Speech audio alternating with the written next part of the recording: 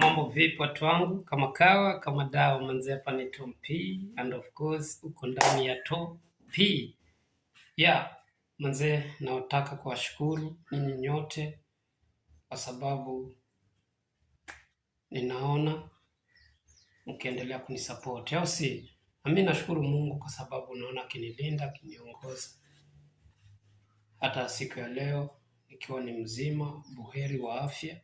Sio mimi peke yake, bali pia na familia yangu. Ninaona mkono wa Mungu ukiendelea kunitetea na kunipigania, au sio? Kama kawa kama dawa manzee, nitazidi kuwashukuru nyinyi nyote ambao mko sambamba na hii YouTube channel yangu. Nimekuja tu ni wa big up watu wangu, au sio? Yesu anawapenda. Nataka niwakumbushe ya kwamba Yesu anawapenda. Nawakaribisha kwa timu nzima ya Yesu Kristo, mkapate utetezi, mkapate tegemeo, mkapate kimbilio. Yesu ako kwa ajili ya maisha yenu. Ndio maana nimekuja niwakumbushe ya kwamba Yesu ako kwa ajili ya maisha yenu. Kwa hivyo msihangaike, usipate shida mtu wangu, mahali popote ulipo. Shida kama unaona imekulemea, kumbuka kuna Yesu Kristo ako kwa ajili ya hiyo shida ambayo imekulemea. Kwa hivyo usipate shida, usihangaike mahali popote ulipo. Kumbuka Yesu Kristo ako kwa ajili yako.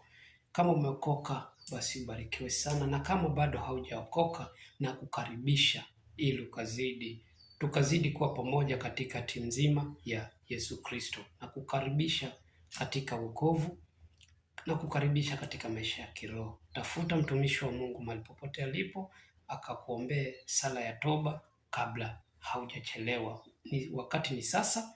Wakati wa kumjua Yesu Kristo ni sasa. Wakati wa kuepukana na mambo ya dunia ni sasa. Huu ndio wakati wa kumkimbilia Yesu Kristo ili ukapate utetezi, ukapate kimbilio, au sio? Tuko na baraka, tumebarikiwa na Yesu, tumebarikiwa na Mungu. Sisi wa Kenya hapa tunaishi na amani, lakini kuna wengine, kuna nchi zingine hawana amani, wanalilia amani kila siku, kila dakika, lakini sisi tuko na amani. Kwa hivyo ni wakati wetu wa kuzidi kumshukuru huyu Mungu kwa hii amani ambayo ametupa sisi kama Wakenya. Tukazidi kupendana, tukazidi kushikana mikono na kuendelea.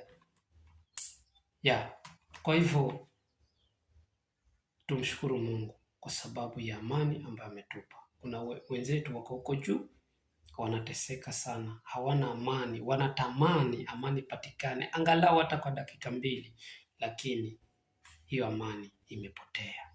Lakini sisi tumepata neema,